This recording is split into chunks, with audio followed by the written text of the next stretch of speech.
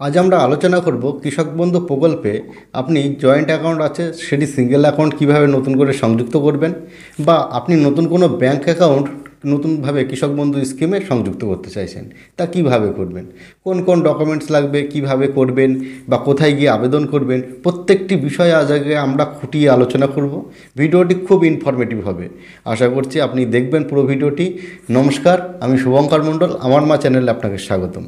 আজকে আমরা আলোচনা করব কৃষক বন্ধু স্কিমে অর্থাৎ কৃষক বন্ধু প্রকল্পে আপনি কিভাবে নতুন ব্যাঙ্ক অ্যাকাউন্ট সংযুক্ত করবেন, বা আপনার জয়েন্ট অ্যাকাউন্ট ছিল সেটি বাদ দিয়ে নতুন একটি সিঙ্গেল অ্যাকাউন্ট কিভাবে কৃষক বন্ধু স্কিমে সংযুক্ত করতে পারেন, তা কিন্তু আজকে আমরা এই ভিডিওর মাধ্যমেই আলোচনা করব। দেখুন, যদি আপনার অনেক কৃষকের দেখা যায় কি জানেন তো, দেখা গেল অনেক আগে আবেদন করেছিলেন, তখন জয়েন্ট অ্যাকাউন্ট দিয়ে আবেদন করেছিলেন, এখন আপনি সিঙ্গেল অ্যাকাউন্টটি নতুন করে দিতে চাইছেন জয়েন্ট অ্যাকাউন্টটি বাদ দিয়ে, তা করা যাবে।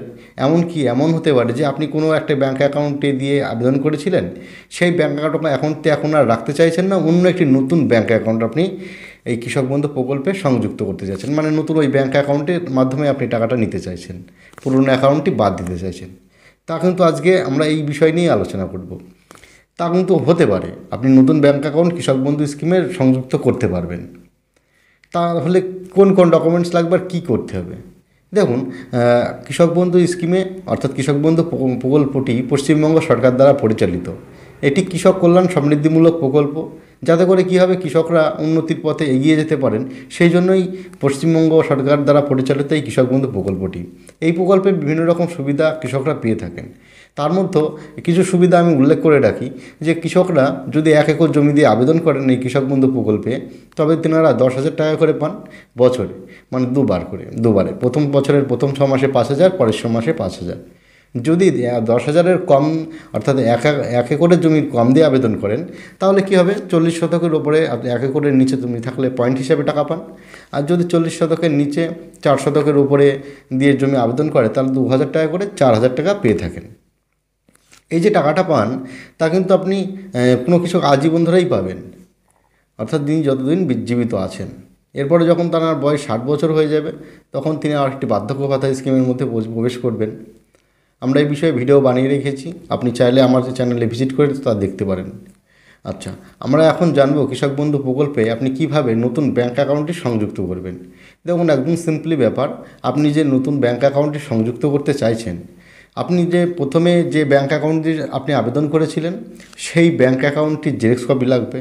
অর্থাৎ আপনি একদম প্রথমে যে ব্যাঙ্ক অ্যাকাউন্ট দিয়ে আপনি আবেদন করেছিলেন, সেই ব্যাঙ্ক অ্যাকাউন্টটির জেরক্স কপি, এবং আপনি যে নতুন ব্যাঙ্ক অ্যাকাউন্টটি দিয়ে আবেদন করতে চাইছেন, মানে নতুন ব্যাঙ্ক অ্যাকাউন্টে যেটি আপনি টাকা নেবেন, সেটির জেরক্স কপি। হ্যাঁ, এক্ষেত্রে আপনাকে একটুখানি আমি জানিয়ে রাখি, ধরুন যে ব্যাঙ্ক অ্যাকাউন্টে দিয়ে আপনি টাকা নিতে চাইছেন, ওই ব্যাঙ্ক অ্যাকাউন্টে আধার লিঙ্কটি অবশ্যই করিয়ে রাখবেন। অর্থাৎ আমরা জানি একটি নিয়ম আছে, এনপিসিআই নিয়ম অনুযায়ী ডিবিডি লিঙ্ক অর্থাৎ ডাইরেক্ট বেনিফিট টু ট্রান্সফার। আপনি যেহেতু কোনো প্রকল্পের টাকা সরাসরি আপনার ব্যাঙ্ক অ্যাকাউন্টে নিতে চাইছেন, সেই জন্য কিন্তু আপনার ব্যাঙ্ক অ্যাকাউন্টের সঙ্গে আধার লিঙ্ক থাকাটা মানে খুবই খুবই জরুরি বিষয়। এই কথাটি একটু মাথায় রাখবেন। কারণ কি, অনেক কৃষক কী করেন, ব্যাঙ্ক অ্যাকাউন্ট দিচ্ছেন কিন্তু ব্যাঙ্ক অ্যাকাউন্টে আধার লিঙ্ক নেই। সেক্ষেত্রে এই বিষয়টি আপনি ব্যাংকের থেকে অবশ্যই চেক করে নেবেন যে আপনার ব্যাঙ্ক অ্যাকাউন্টে আধার লিঙ্ক আছে কিনা, তবে সেই ব্যাঙ্ক অ্যাকাউন্টটি দেবেন। যেহেতু আপনি ডাইরেক্ট বেনিফিট ট্রান্সফার পাচ্ছেন নিফটের মাধ্যমে, তাই না? সেই জন্য কিন্তু আপনার ব্যাঙ্ক অ্যাকাউন্টটিতে আধার লিঙ্ক থাকতে হবে, আপনার যে নতুন ব্যাঙ্ক অ্যাকাউন্টটি দিতে চাইছেন। আর ওই যে ব্যাঙ্ক অ্যাকাউন্টে আপনি দিচ্ছেন, এক্ষেত্রে আমি আপনাকে সজাগ করানোর জন্যই বলে দিচ্ছি, যাতে ভবিষ্যতে আপনার কোনো অসুবিধা না হয়।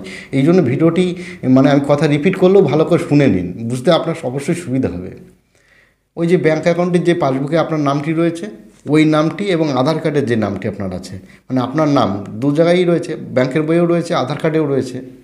দেখুন, আধার কার্ডের যে নামটি রয়েছে, ওই নামটির সঙ্গে ব্যাঙ্ক অ্যাকাউন্টের নামের কোনো মিসম্যাচ আছে কি না। দেখা গেল ওখানে ও আছে, এখানে এ আছে, বা এখানে এ আছে, ওখানে ও আছে, বা ওখানে এক ধরনের নাম আছে, এখানে এক ধরনের নাম আছে। এই মিসম্যাচগুলো থাকলে অসুবিধা হতে পারে।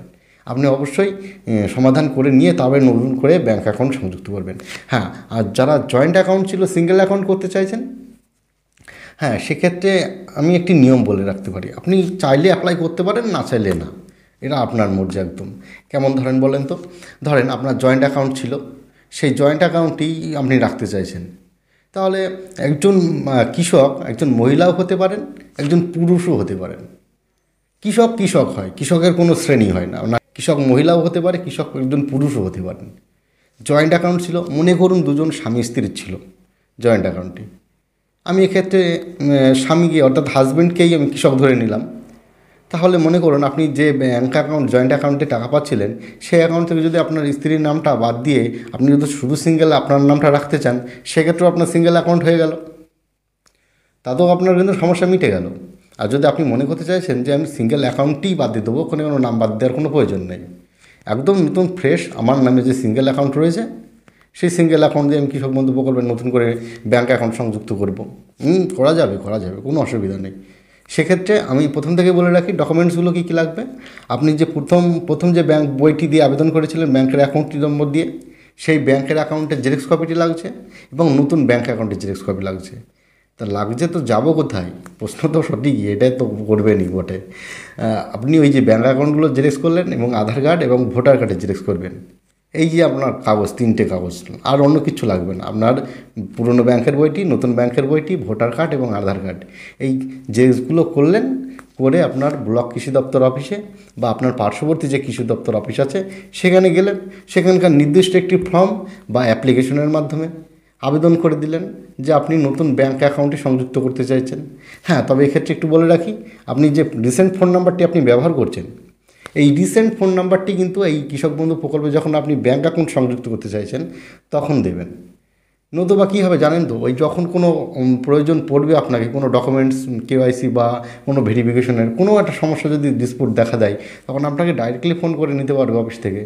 তাতে করে কী হবে, আপনারই সুবিধা হবে, কোনো সমস্যা বললে সেটি সমাধান সঙ্গে সঙ্গে হয়ে যাবে।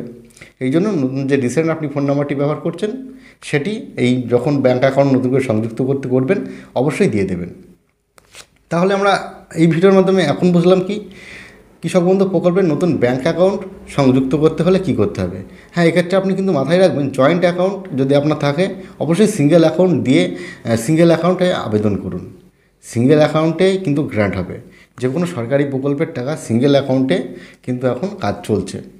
তাহলে আপনাকে আমি জানাতে পেরেছি যে কৃষক বন্ধু প্রকল্পের নতুন ব্যাঙ্ক অ্যাকাউন্ট কীভাবে সংযুক্ত করা যায়, বা জয়েন্ট অ্যাকাউন্ট থাকলে আপনি কী করবেন, ডকুমেন্টসগুলো কী কী লাগবে আমি আরেকবার বলে দিচ্ছি, আপনার সুবিধার্থে আমি আরেকবার বলে দিচ্ছি।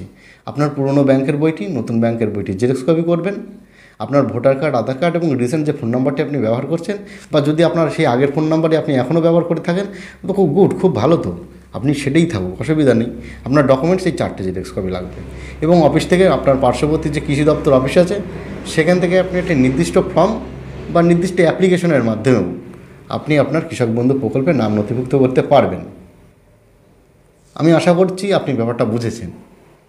তাহলে কিন্তু একটি লাইক করবেন, ফলো করবেন, আর কমেন্ট করবেন, শেয়ার করবেন। আমার চ্যানেলটি সাবস্ক্রাইব করে পাশে থাকা বেল আইকনটি অল অপশনে ক্লিক করে রাখবেন। তাহলে কী হবে, এরকম ধরনের ইনফরমেটিভ ভিডিওগুলোর নোটিফিকেশন আপনার কাছে দ্রুত পৌঁছে যাবে। Thank you.